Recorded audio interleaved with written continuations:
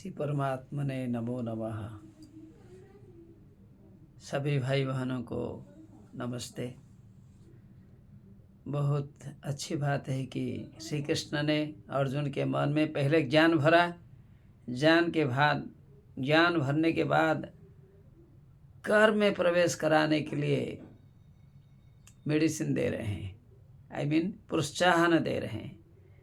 ज्ञान देने के बाद तो मनुष्य कर्म करेगा, पहले ज्ञान भरा और उसके बाद कर्म करने के लिए प्रेरणा दे रहे हैं, इंस्पायरिंग कर रहे हैं। कैसे? नेहाभिक्रम नाशोस्ति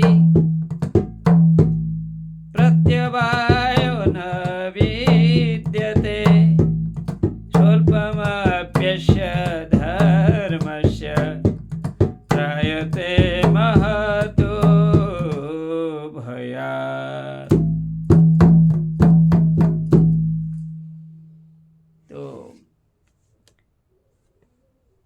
यहाँ कोई फेलियर होने की बात नहीं है, अर्थात पहले ज्ञान प्राप्त करेंगे, ज्ञान प्राप्त करने के बाद हम कर्म करेंगे। अर्थात जहाँ ज्ञान हो, जहाँ कर्म हो, जहाँ हमारा कर्म ज्ञान के द्वारा प्रभावित हो, when we do any action with the proper judgment, जब हम अच्छे विचार के साथ कर्म करते हैं, क्या होता है? वहाँ पाप नहीं होता है। We do not become sinful by doing right work with perfect knowledge। यह बात मन में रखनी होगी।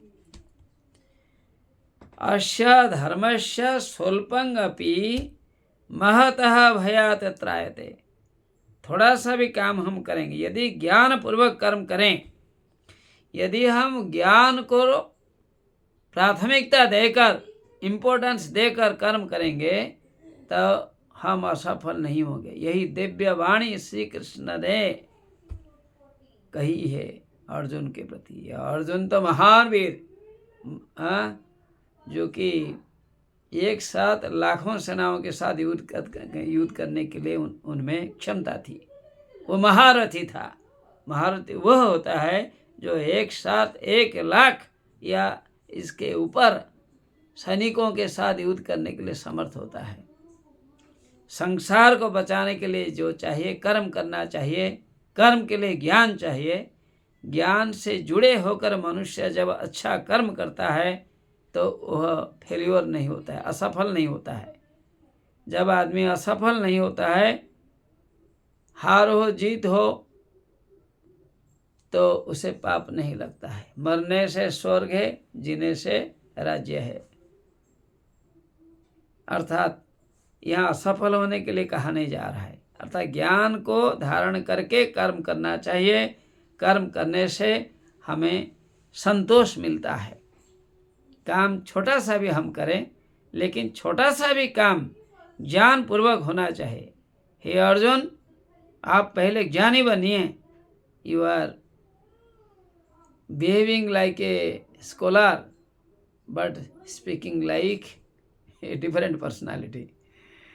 Acquire, develop your knowledge, do proper work, you will be 100% successful.